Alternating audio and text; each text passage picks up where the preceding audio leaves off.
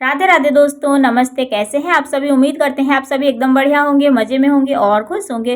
तो दोस्तों, आज से कार्तिक मास की शुरुआत हो चुकी है। आप सभी को कार्तिक माह की ढेर सारी शुभकामनाएं। और कार्तिक मास में भगवान विष्णु धरती पर जल में वास करते हैं, इसलिए इस महीने में ब्रह्म मुहूर्त में स्नान करके तुलसी में जल देना, सूर्य भगवान को जल देना बहुत विशेष महत्व होता है।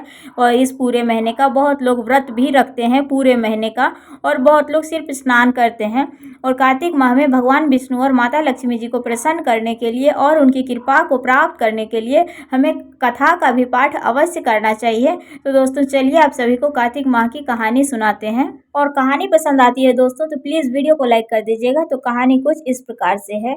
नौमी सरायन तीर्थ में सूत जी ने 88,000 सनकादिक ऋषियों से कहा, अब मैं आपको कार्तिक माह की कथा विस्तार पूर्वक सुनाता हूँ, जिसका श्रवण करने से मनुष्य के सभी पाप नष्ट हो जाते हैं और अंत समय में वैकुंठ धाम की प्राप्ति होती है।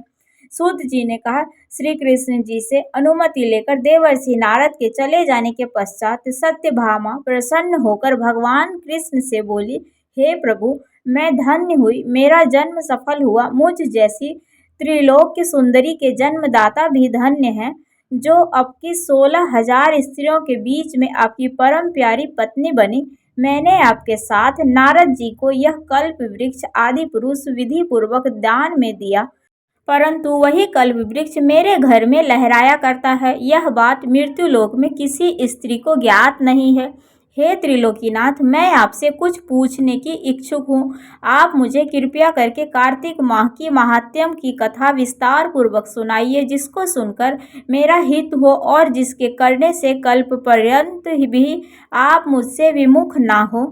सत्यभामा के ऐसे वचन सुनकर श्री कृष्ण ने हंसते हुए सत्यभामा का हाथ पकड़ा और अपने सेवकों को वहीं रुकने के लिए कहकर विलास युक्त अपनी पत्नी को कल्प वृक्ष के नीचे ले गए और फिर हंसकर बोले, हे प्रिय, 16,000 रानियों में से तुम मुझे प्राणों के समान प्यारी हो।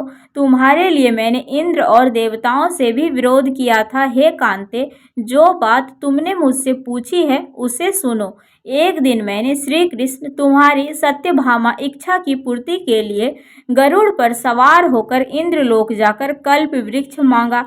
इंद्र द्वारा मना किए जाने पर इंद्र और गरुड़ में घोर युद्ध हुआ और गौलोक में भी गरुड़ जी गौओं से युद्ध किया। गरुड़ की चोंच की चोट से उनके कान एवं पूंछ कटकर गिरने लगे, जिससे 3 वस्तुएं उत्पन्न हुई। कान से तंबाकू, पूंछ से गोभी और रक्त से मेहंदी बनी। इन तीनों का प्रयोग करने वाले को मोक्ष नहीं मिलता। तब गौओं ने भी क्रोधित होकर गरुड़ पर वार किया, जिससे उनके 3 पंख टूटकर गिर गए। इनके पहले पंख से नीलकंठ, दूसरे से मोर और तीसरे से चकवा चकवी उत्पन्न हुए। हे प्रिय, इन तीनों का दर्शन करने मात्र से ही शुभ फल प्राप्त होता है। यह सुनकर सत्यभामा ने कहा, हे प्रभु, कृपया मुझे मेरे पूर्व जन्मों के विषय में बताइए। मैंने पूर्व जन्म में कौन कौन से दान, व्रत व जप नहीं किए हैं? मेरा स्वभाव कैसा था? मेरे जन्मदाता कौन थे और मुझे मृत्यु लोक में जन्म क्यों लेना पड़ा? मैंने ऐसा कौन सा पुण्य कर्म किया था जिससे मैं आपकी अर्धांगिनी हुई? तब श्री कृष्ण ने कहा, हे प्रिय, अब मैं तुम्हारे द्वारा किए गए पूर्व जन्मों के पुण्य कर्मों को विस्तार पूर्वक कहता हूँ, उसे सुनो।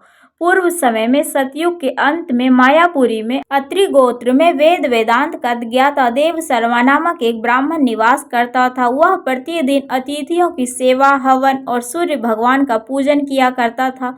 वह सूर्य के समान तेजस्वी था। वृद्धावस्था में उसे गुणवती नामक एक कन्या की प्राप्ति हुई। उस पुत्रहीन ब्राह्मण ने अपनी कन्या का विवाह अपने ही चंद्र नामक शिष्य के साथ कर दिया। वह चंद्र को अपने पुत्र के समान मानता था और चंद्र भी उसे अपने पिता की भांति सम्मान देता था। एक दिन वे दोनों कुश व समिधा लेने के लिए जंगल में गए। जब वे हिमालय में भ्रमण कर रहे थे, तब उन्हें एक राक्षस आता हुआ दिखाई दिया। उस राक्षस को देखकर भय के कारण उनके अंग स्थिर हो गए और वे वहां से भागने में भी असमर्थ हो गए। तब उस काल के समान राक्षस ने उन दोनों को मार डाला। चूंकि वे धर्मात्मा थे, इसलिए मेरे पार्षद उन्हें वैकुंठ धाम में लेकर मेरे पास आए। उन दोनों द्वारा आजीवन सूर्य भगवान की पूजा किए जाने के कारण मैं दोनों पर अति प्रसन्न हुआ। गणेश जी, शिव जी, सूर्य व देवी, इन सब की पूजा करने वाले मनुष्य को स्वर्ग की प्राप्ति होती है। मैं एक होता हुआ भी काल और कर्मों के भेद से 5 प्रकार का होता हूँ। जैसे एक देवदत्त, पिता, भ्राता आदि नामों से पुकारा जाता है। जब वे दोनों विमान पर आरूढ़ होकर सूर्य के समान तेजस्वी रूपवान चंदन की माला धारण किए हुए मेरे भवन में आए, तो वे दिव्य भोगों को भोगने लगे। तो कथा कुछ इस प्रकार से थी दोस्तों। और कार्तिक मास का बहुत ही ज़्यादा महत्व होता है। बहुत लोग पूरे प्रेम भाव से पूरे महीने स्नान ध्यान करते हैं और पूजा पाठ करते हैं, व्रत भी रखते हैं। तो आप सभी को जितना क्षमता हो सके उस अनुसार पूजा पाठ सब लोग अपने अपने घरों में ज़रूर अवश्य करें और करते भी हैं।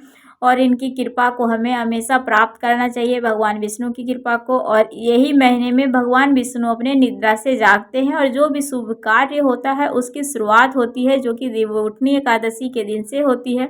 तो दोस्तों बस कहानी कुछ इस प्रकार से थी। कैसी लगी आप सभी को? अगर थोड़ी सी अच्छी लगी हो तो प्लीज़ वीडियो को लाइक कर दीजिएगा। चैनल पर जो भी नए आते हैं तो सब्सक्राइब कर लीजिएगा। तो फिर से मिलते हैं आप सभी से अगले वीडियो में। तब तक के लिए बाय बाय, राधे राधे, जय श्री हरि।